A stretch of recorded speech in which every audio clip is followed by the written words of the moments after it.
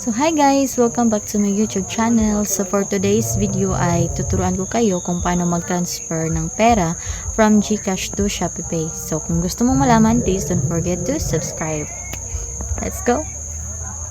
Okay, unang-una sa lahat, mag-download ka muna ng GCash app. Ayan, yung nakikita nyo. Tapos open nyo yung GCash app nyo. Tapos punta kayo sa bank transfer. Yan. Ayan. Tapos i-search mo yung view all. Ayan. Tapos i-search mo yung ShopeePay.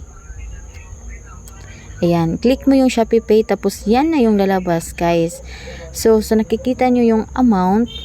Yung maximum na amount na pwede nyo i-share is transfer 50,000. So, ilagay yung amount na gusto nyo. Tapos, account name ng Shopee nyo. Diyan nyo ilagay.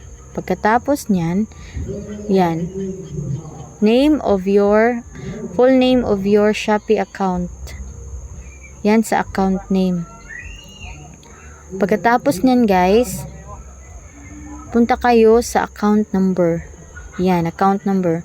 Yung number na nakaregister sa Shopee nyo. Ilagay nyo dyan. Okay? Pagkatapos nyong ilagay dyan, may makikita kayong 15 pesos dyan sa baba. Yan. Yan, nakikita nyo yan. So, merong transfer fee na 15 pesos. So, maliit lang yan, guys. Kayang-kaya yan. Pagkatapos nyan, send money na kayo, guys. So, yun lang, guys. Sana may natutunan kayo sa video ko. Kung may natutunan man kayo, please don't forget to subscribe my YouTube channel. Thank you for watching.